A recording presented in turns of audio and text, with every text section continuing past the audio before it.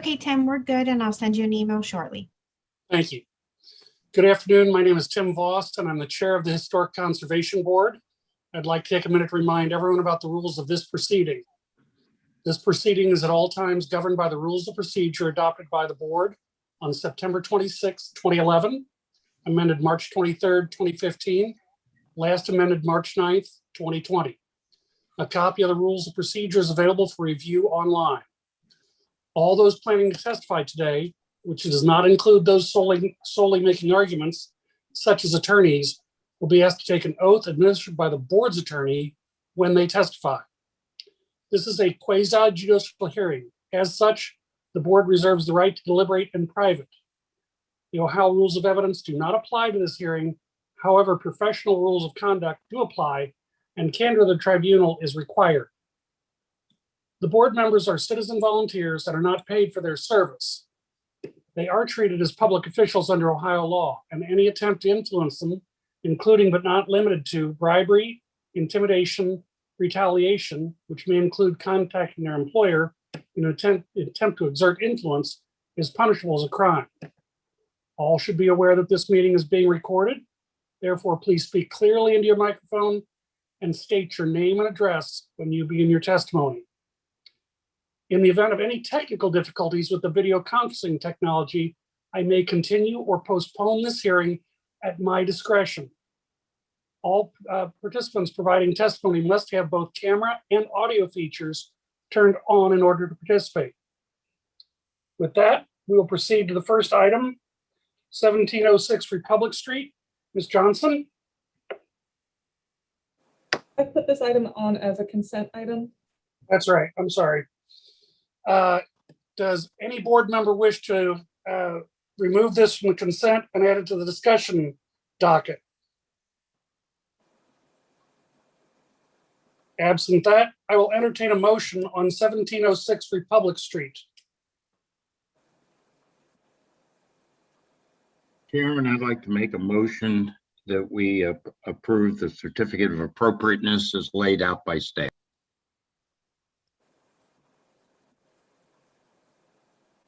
I'll second. With a motion and a second, I will take a vote. Mr. Zelasco. Aye. Mr. Weiss. Aye. Ms. McKenzie. Aye. Mr. Sunderman. Aye. I understand Ms. Smith Dobbins is not here today. The chair votes aye. 1706 Republic Street, the certificate of appropriateness is approved. That brings us to item number 2, 916 York Street. All right, Ms. Johnson, now you can entertain us. Now I can. So 916 York Street is in the Dayton Street Historic District. The applicant is requesting a certificate of appropriateness for a rear addition, a dormer and roof deck, and zoning relief from parking requirements and the side setback associated with the addition. So the zoning relief that is required is in regards to the side setback on the west property line. As they are doing an addition on the rear, the existing conditions is a 0 lot line setback. They are required to have a 3-foot setback for a 2-family. And so therefore, even though they are extending the existing condition of a 0 lot line setback, they do need to get a a side yard variance for 3 feet. And then as regards to the parking requirements, this is not within the urban parking overlay zone, so parking is not exempt. They currently has been approved as a 2-family for density purposes, as in they are permitted to have a 2-family there. However, there are no parking spaces on the property.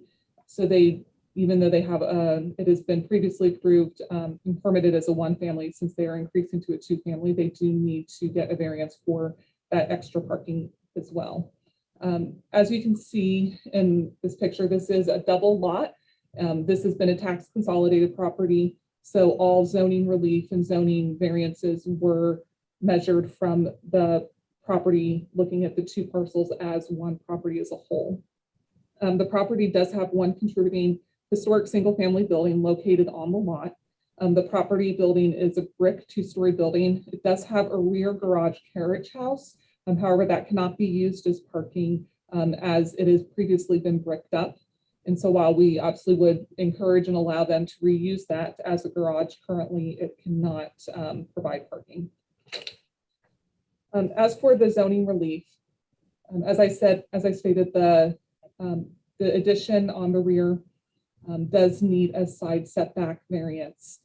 So the applicant is requesting to build a rear addition and to convert the building from a single family to a two-family.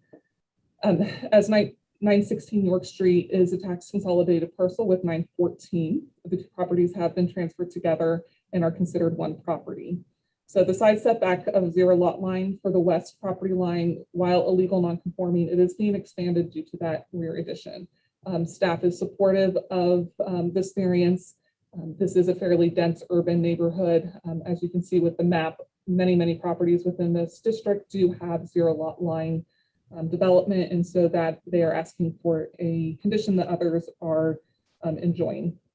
As for the increasing the density that is now requiring the parking variance, as I stated, there is currently an existing garage. It has been bricked up, and therefore they cannot currently use it as parking. While they do have this large side yard, which potentially could accommodate parking, we do not encourage that, as there is a historic retaining wall at the front of the property that they would have to tear into, as well as some very mature trees. And so we do not find that that would be appropriate to put parking in that side yard. There is ample street parking at this time.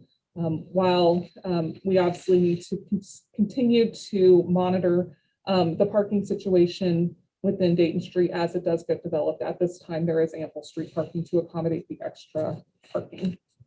In regards to the addition is a fairly simple addition. It is a frame addition. Often additions within these historic neighborhoods are often framed, even though the original building was a brick building.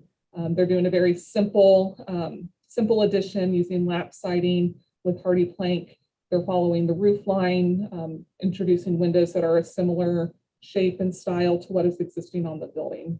Another addition that they are doing is a small dormer here at the rear of the pitch, and then doing that recessed deck. So this is a common treatment that we've seen throughout some of our historic districts. Staff does find that this addition is appropriate. It is on the rear pitch of the roof. It is not on the front pitch of the roof, so it will not be highly visible from the street. And they are keeping the overall roof pitch of the building and just adding that dormer. At the pre-hearing, there is one neighbor present, and the main concern again was street parking and increased density. As I've stated, their density is permitted by right, and staff does not feel that the increase of one additional parking on the street will cause problems within the district.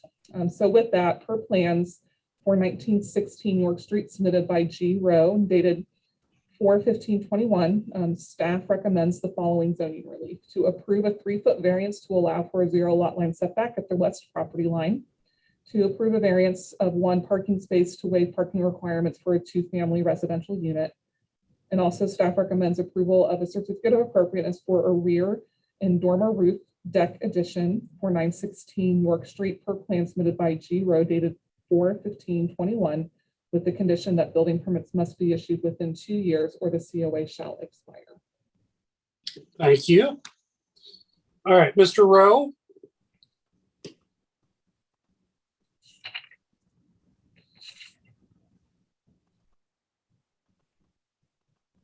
Mr. Rowe signed in. Mr. Rowe, are you available? Yes, I didn't know I was still on mute. Sorry, Can I do that all the time. And people say that's the best way to listen to me. Do you have anything that you would like to add to what Ms. Johnson has told us? I think what Ms. Johnson All would, I'll do is have you sworn in if you have anything you want to add. Let's get you sworn in. Do you solemnly swear the testimony you shall give will be the truth, the whole truth, and nothing but the truth? yes, I do. All right, Mr. Rowe, please go ahead. I think Ms. Johnson adequately covered the application that we're applying for. The owners are going to be owner occupants. I just want to mention that. And that they, our permit is for the main building, which is the single family that's going to be converted to a two-family. And we feel that the proposed changes do meet the guidelines as previously mentioned, and plan to use the Sherwin-Williams Victorian color palette to select final colors for the trim, the brickwork, and coordinating the window cladding. So that's pretty much all I have to add right now. Thank you. Do any board members have questions for staff or the applicant?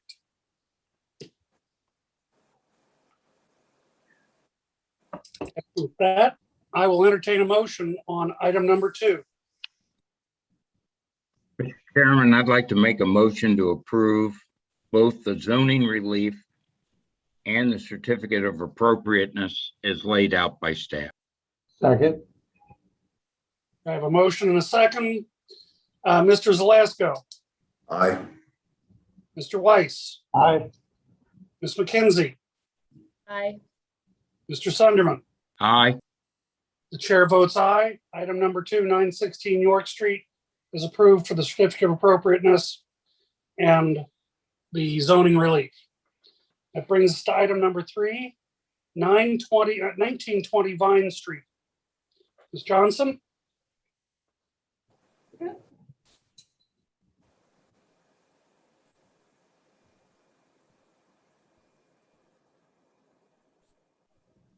So 1920 Vine Street is within the Over the Rhine Historic District.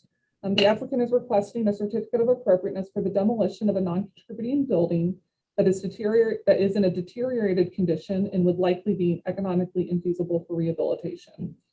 So the building, as you see on your screen, it is a listed non-contributing building to the Over the Rhine Historic Conservation Guidelines. An exact date of construction is not known, but it does appear on Sanborn maps between 1904 and 1934.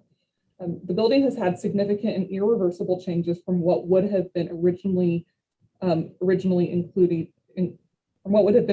including concrete parging, casement windows, an addition of a stepped parapet, an addition of a wall to connect it to the neighboring building, and alterations to what was originally a storefront.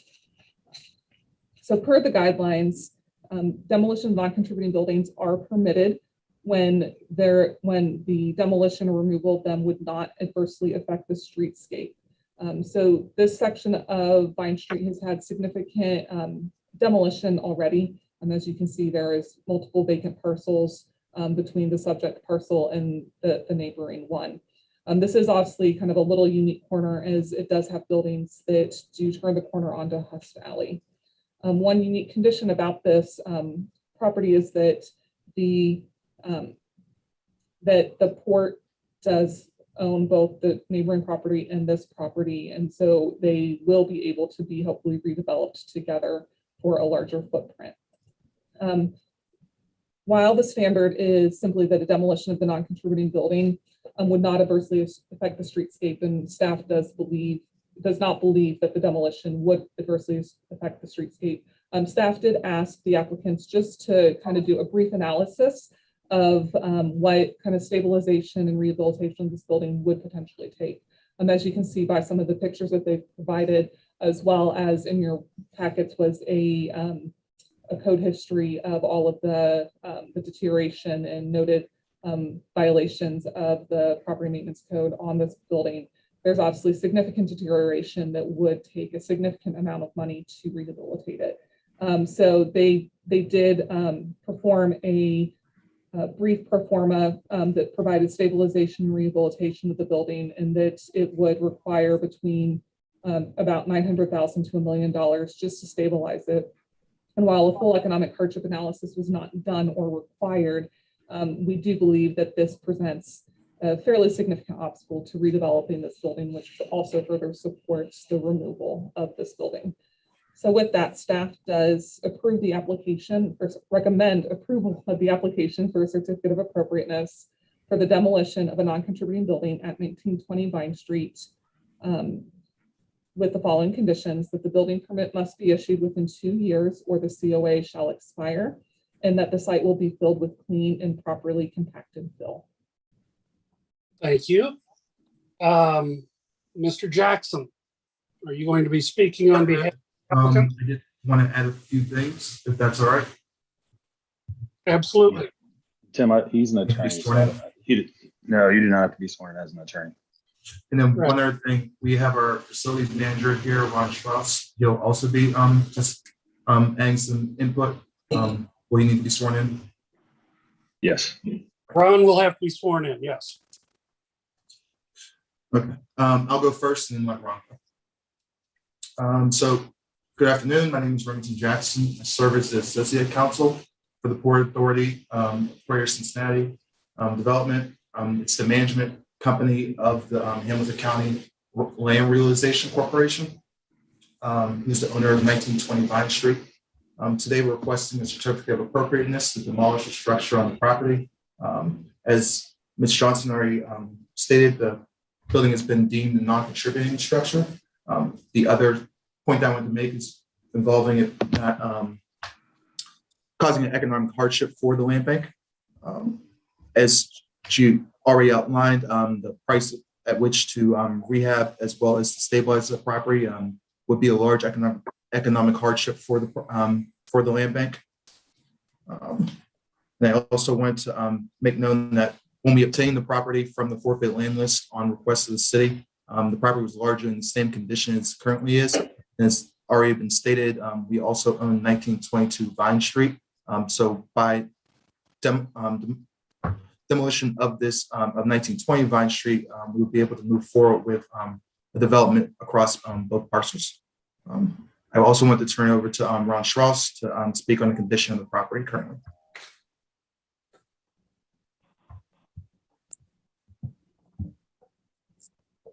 Mr. Strauss, if you could raise your right hand. Do you solemnly swear the testimony you shall give will be the truth, the whole truth, and nothing but the truth? I do. All right. What would you like to tell us? Well, I'm the facilities manager for the port and also the Hampton County Land Bank. Just wanted to give a little more insight on the pictures were very telling. Unfortunately, the floors in this site they have fallen on into each other from the second to the first to the basement. And which again would be a hardship trying to stabilize and rehab on it. That's pretty much all I really got to add. I know that we've hired an engineer in to be on site for the backfill per city guidelines. So we've got all our ducks in a row, and we're just waiting for a decision. All right. Thank you. Are there any questions from the board for the staff or applicant? For the applicant, do you have any idea what you're going to be doing with this land? Once removing or demolishing the structure, we'll probably put out to developers to see who would be willing to work on 1920 and 1922 Vine. We had planned to sell them as a consortium. Other than that, we had previously, when we initially got this property, I put it up for sale and have received no offers based on the fact that it would be so costly to try and rehab or stabilize the property. So we're thinking once it's been demolished, we'll be able to get additional suitors instead. Other questions from the board? Comments?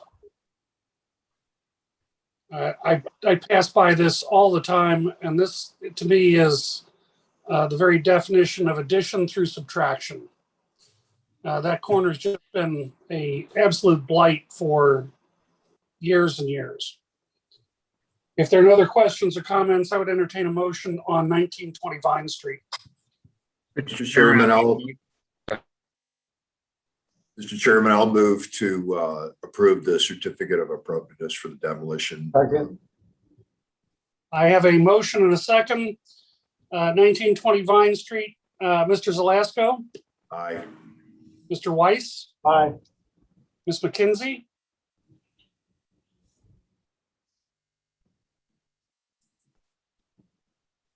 Ms. McKenzie, I thought it was unmuted. Aye. Mr. Sunderman. Aye. The chair votes aye. 1920 Vine Street. The certificate of appropriateness is approved.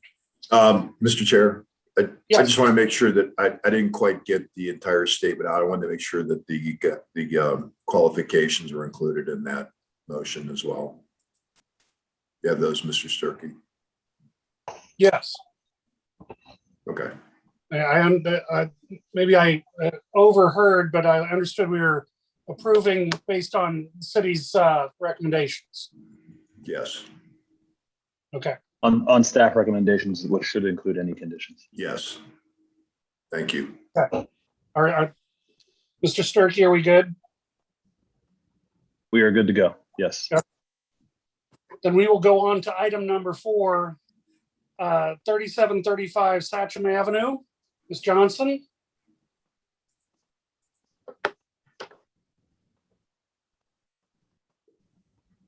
On 3735, and we'll also refer to it as 3739. I'll explain a little bit. Satcham Avenue is within the Columbia Tusculum Historic District, as well as within a hillside overlay district.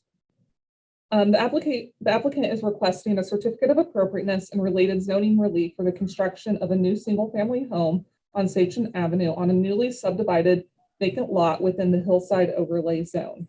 It is also within the Columbia Tusculum Historic District. 3735 Satcham Avenue is the existing house. There is no request for demolition of this existing house, as there was not an address at the time of application for the new lot. The new lot will likely be 3739 Satcham. On the screen, you can see the survey or the lot plan, and it's very light, but you can see that there is a red lot line there. So the new lot is this lot right in here. So the zoning relief that they are requesting is to the hillside standard. The first one is for the front height. They are asking for an additional 10 inches over the proposed and allowed height of 35 feet. For this, the averaging in all standards were based off of the existing house and then the vacant lot at 3741. They are asking for excavation that is more than 8 feet, and so they also do need the hillside review for excavation. All other setbacks in the rear height are within the maximum building envelope. So as stated, the subject project is on a new parcel that was subdivided from an existing parcel. The street, as you can see in the bottom picture, has a combination of historic contributing buildings and new construction from the 1990s through the mid-2000s. Much of the new construction is over on the left. The general form on the street are front-facing gable frames with Queen Anne style residential buildings. Most of the new construction does have front-facing garages. Some are single width, many are double width garages. In regards to the zoning analysis, both the height request and the excavation request are minimal requests that do not negatively impact the adjacent property owners or negatively impact the hillside stabilization or views from other property. The proposed cut into the hill is the minimum required for the basement foundation and garage while providing appropriate grading on the site. While the house could have been sited more forward,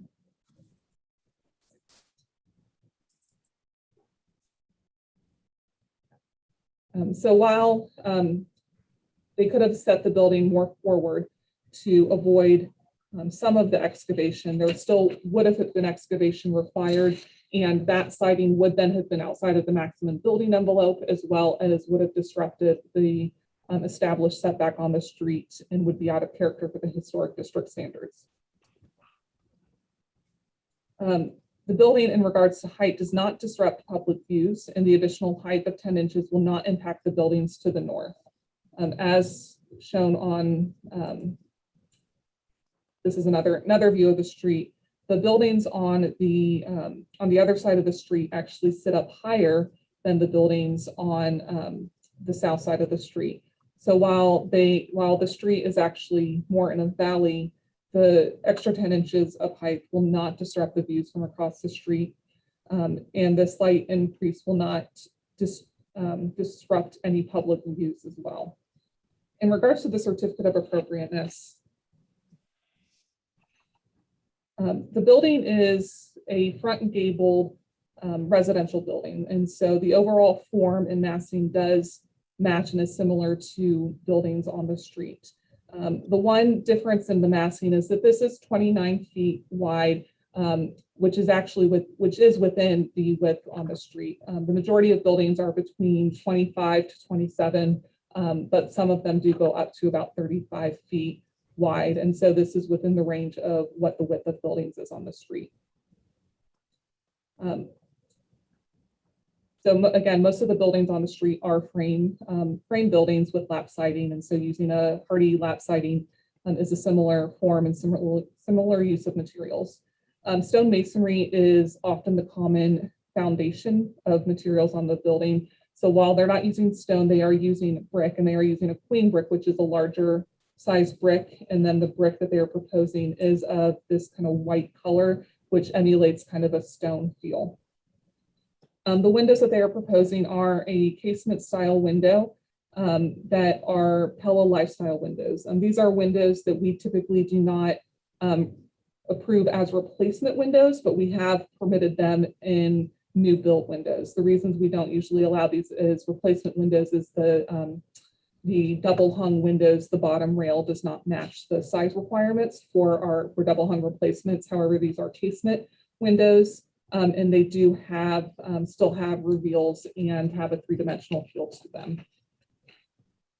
In regards to the scale and massing, I've already mentioned and discussed a little bit of that.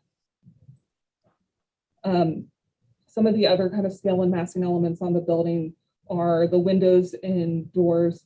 These are generally around similar to what other buildings have. The windows are taller than they are wide. And while these are still a little bit wider than what kind of a typical historic window, this is a new building, so we don't require replication, but having them paired and having them still taller than they are wide does help them fit into the historic scale of the street. In regards to some of the detailing on the building that help make it contextual is the gable front roof. They do have some distinctive detailing at the front door with the use of shakes, often on Queen Anne style buildings within this neighborhood. They often have a mix of different materials. So introducing the shakes on here, or shingle siding, they do have a use of 3 different materials on the front of the building. While not trying to obviously replicate any Queen Anne features, and so it's not overly ornamental, there are still some banding that, they have a closed gable front here by having a banding that goes all the way across. And they do have some simple railings at the recessed porch. And while not on the plans, likely there will have to be a railing as well at the front door per code requirements. As I stated, the setbacks are all within the MBE, and so those are an appropriate setback and siting for the district. Within the Hillside district, if you're within the MBE, because it's based off of averaging, you're almost pretty guaranteed to be within an approximate appropriate setback. So we did have a pre-hearing, and there were 3 neighboring property owners that were in attendance. There were 2 concerns that were stated there. One was in regards to drainage, and the applicant did provide some drainage detailing showing how they would deal with drainage on the slope and around the building with the use of drainage tiles. And then in regards to the design, the 2 comments that were stated were specifically about window alignment, which they did adjust to fix that comment, as well as the width of the building. And so that is where staff did go and look at the widths of the buildings on the street to see that this is maybe slightly larger, but still within the range of width of buildings on the street. So with that, staff does recommend the approval for the hillside review based on the application for zoning relief for single-family home at 3735 to 3739 Sachem Avenue, per the application submitted by Red Knot Homes in the plan stated 7/7/2022. Staff does recommend approval of a hillside review for a front height of 35 feet and 10 inches.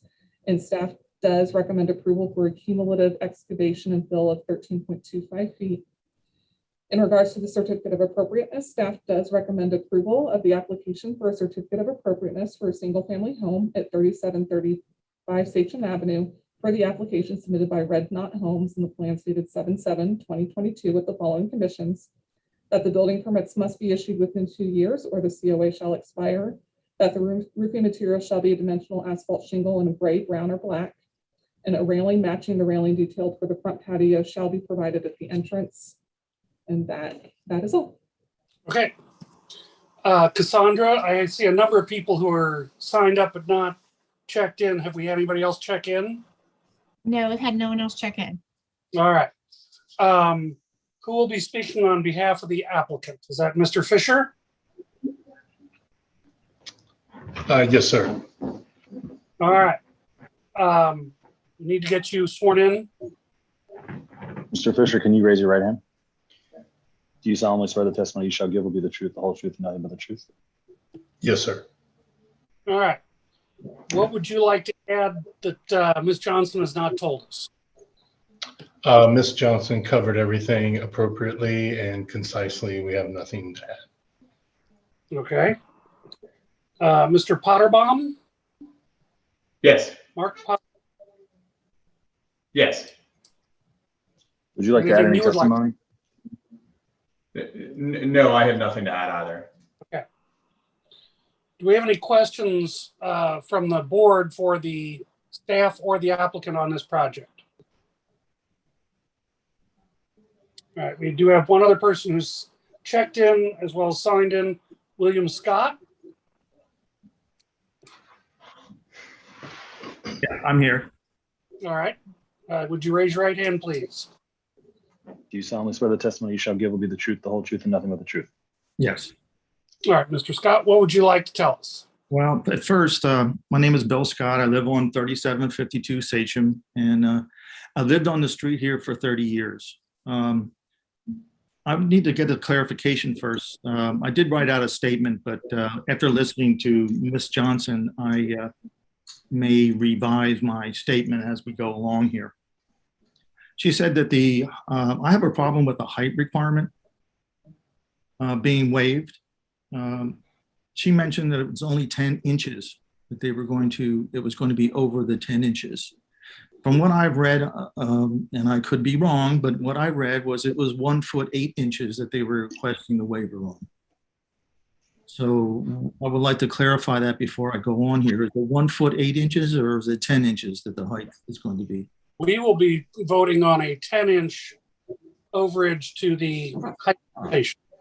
Ms. Johnson? Do you have anything to add? No, that is what we have, and Joshua, I believe you're shaking your head, that is correct, right? Yeah. That's Yeah. correct. We did the averaging multiple times to make sure we have this all right, so. Is Yeah, that- so based off of the averaging for the hillside, that is what it would be. That is what they are requesting. So, Okay. Mr. We are not being asked to approve a 1 foot 8 inch, rather a 10-inch variance. All Is right. that part of your issue? Well, Clarify? can you hear me here? I'm sorry. I can hear you. Go ahead. Yeah, I mean, is the 10-inch wave, is that based off the actual height of the building or is it included in the slope? It's measured from the existing grade up Okay. to where they're building. So it's 10, the building itself is only going to be 10 inches higher than the rest of the buildings in the neighborhood? No, so they are permitted for zoning to have up to 35 feet measured from the existing grade. They are asking for 35 feet, 10 inches. So for example, the building next to them is 33 feet tall from grade to where we measure on the roof. So they will be slightly taller than that, but that is, the request is 35. My only concern is not a structure that it looms over the neighborhood. There are newer homes that were built on here that they just basically don't really fit into the neighborhood. If you drive by and look at them, they look like Cape Cod. But anyway, that was basically my concern. Also, the other concern was whether or not the building will line up like the rest of the homes in the neighborhood on that side of the street. And it sounds like that it's going to be set back a little bit further than the other homes. Is that true?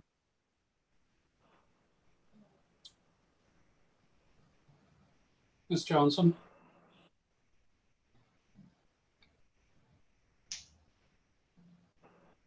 Again, this is based off of the averaging. And so the setback is based off of the averaging of what is permitted for the base, as well as then what is at, and when I say base, the base zoning for that district for the SF2, and then the property next to it.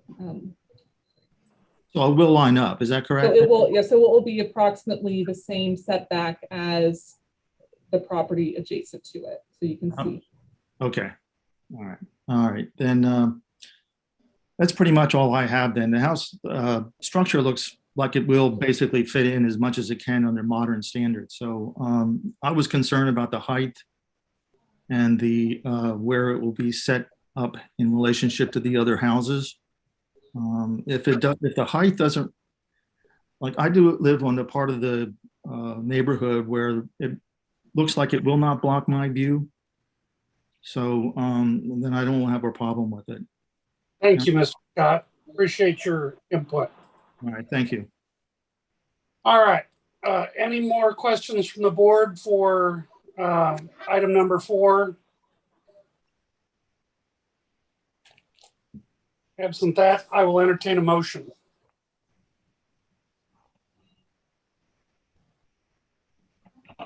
Mr. Chairman, I'd like to make a motion to approve both the hillside review and the certificate of appropriateness as laid out by staff.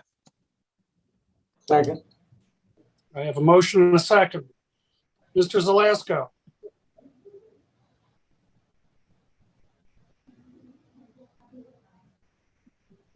Sorry about that. Aye.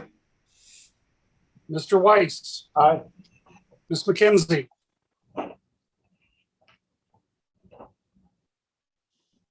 Aye. Did you hear me? I did. Thank you. Okay. Mr. Sun. Aye. The chair votes aye. Item number 4 is approved. I would like to make a motion that we approve the staff level reviews from June of 2021. Do I have a second? Second. Second.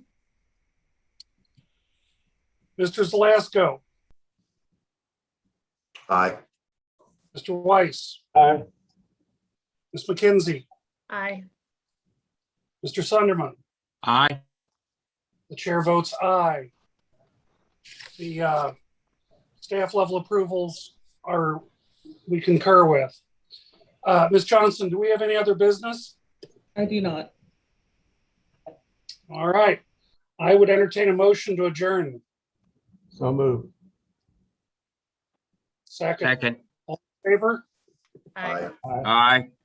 Thank you, everyone. We are adjourned.